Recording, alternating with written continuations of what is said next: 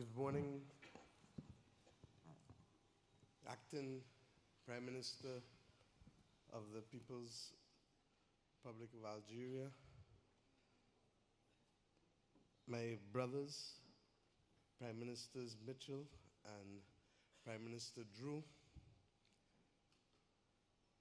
our elder, President Obasanjo, Baba, as we familiarly call him,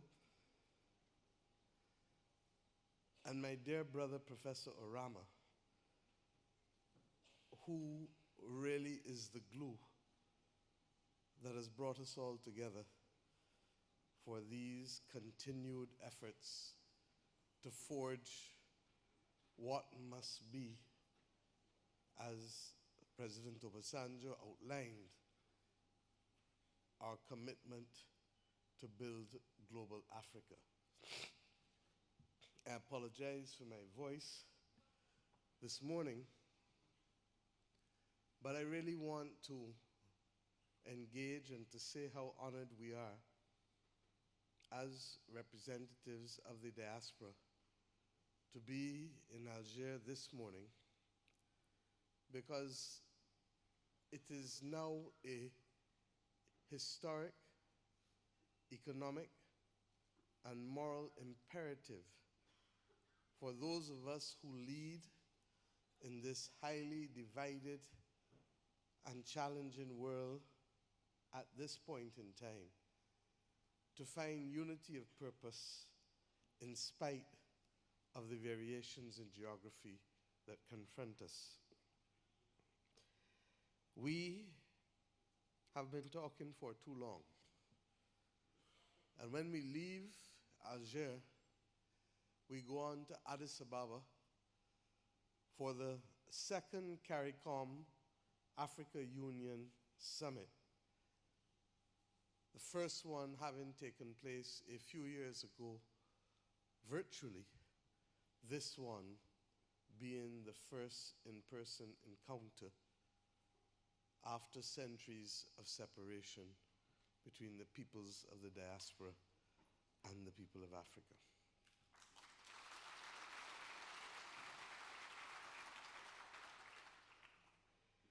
And we've come to this moment recognizing that while for the last century, and certainly since the Battle of Adwa and the development of the Pan-African movement, we have understood the sentiment that binds us. We have expressed it. We have worked together in corridors of resistance. And this country, more than most, has accommodated those who wanted the space and time to be able to express themselves in pursuit of claiming their own destiny and forging it in their own image. And it is therefore appropriate that I speak to you from these halls today and go on to Adwa tomorrow to continue the conversation.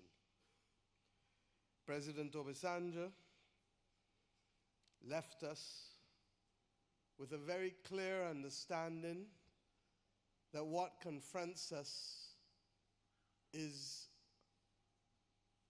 the need for a comprehensive resetting from an economic perspective, from a cultural perspective, from a technological perspective, from language even.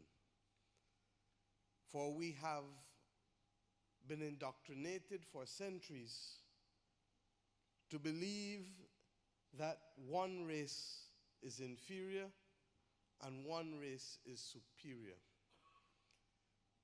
I commend those here to watch the movie Origin by that American acclaimed director Ava DuVernay, that speaks to the commonalities with respect to caste that would cause humanity or aspects of humanity to treat one race superior and one inferior, one caste superior and one inferior. But the reality is that the greatest antidote comes probably through our economic partnerships. Because in today's world, people follow the money. Straight and simple.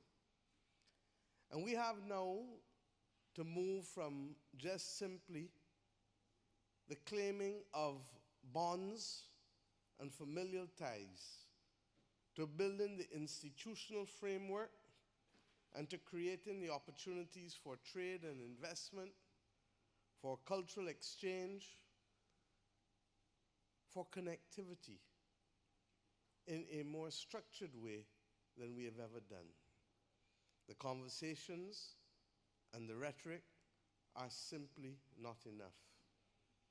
And I pray that when we leave Africa this weekend, that we will reach an agreement on an institutional framework that will allow us to move to a different level.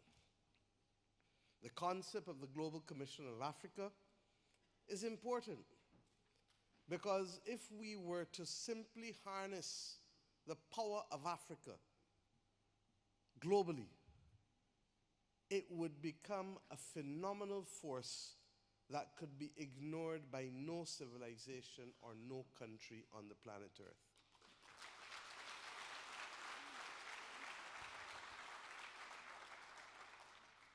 And we know this because when we speak of India, we speak of in excess of over 800 ethnicities. But we speak of one country.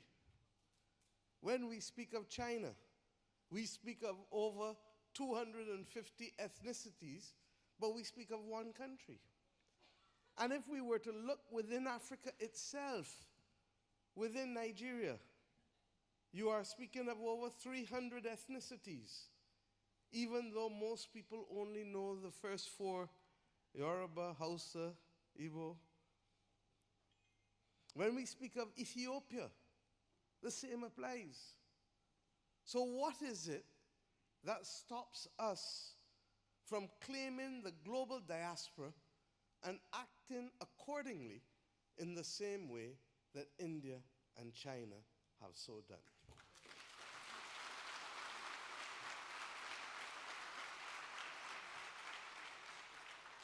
I do not intend to be long this morning, but I leave you with that because President Obasanjo made the vital point that it is in the reassembling of our heritage and power as African people that we can truly reach where we need to reach on our terms in circumstances where we have designed what it is we want to build. And it is ironic because I wish my brother, Prime Minister Philip Pierre, was here, because St. Lucia produced a global citizen with Caribbean roots, and that is, in fact, the theme that we use for the greatest cultural exposition that we just concluded on Sunday in Barbados, Carifesta 15. But St. Lucia produced a Nobel Prize winner by the name of Derek Walcott, whose contribution to literature is heralded across the world. And there is a quote that has been used multiple times by Caribbean leaders before myself that is appropriate today. Break a vase, and the love that reassembles the fragments is stronger than the love which took its symmetry for granted when it was whole. Break a vase,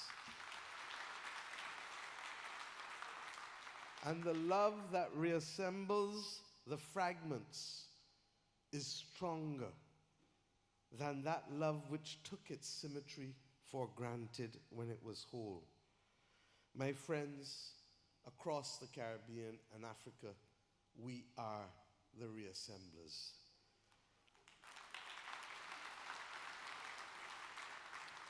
Colonization shattered our vessels of sovereignty, of ecological harmony, of ancestral continuity.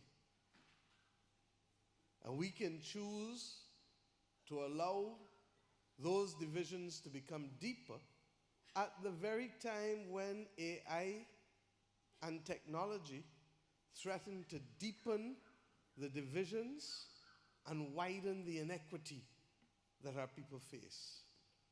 Or we can choose, however difficult it may be, to rise above the insular and the national conversations, to understand that if this world is not going to treat with respect to an international rules-based order, then we are going to see a consolidation of power, a consolidation of territory, and a consolidation of influence.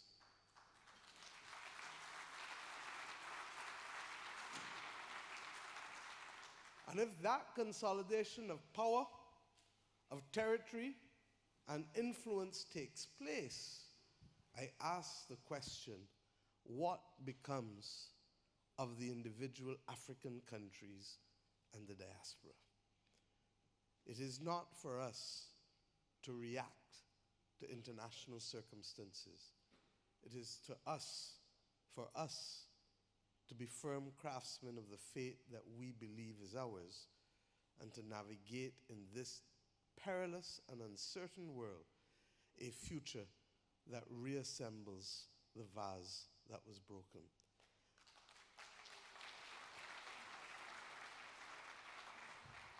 I trust and pray that events such as these, that promote the exchange of networking to fuel trade and investment, will help to persuade those who are still doubtful that it is possible for a majestic civilization to reclaim its future and, in fact, to give the world what it needs now more than ever, the humanizing impact of what love and solidarity and justice can give. For those of us who have suffered for centuries know more than ever that without love, without solidarity, without justice, without fairness, we will not be able to make the journey of allowing the people of Africa to be the best that they can be.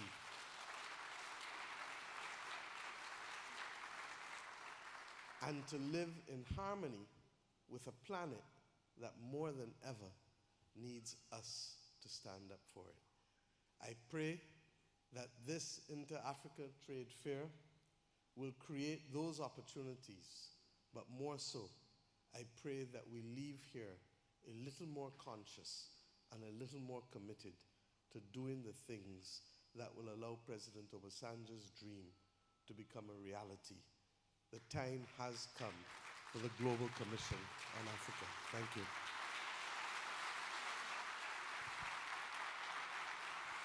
Thank you very much, Her Excellency Mia Amor Motley, Prime Minister of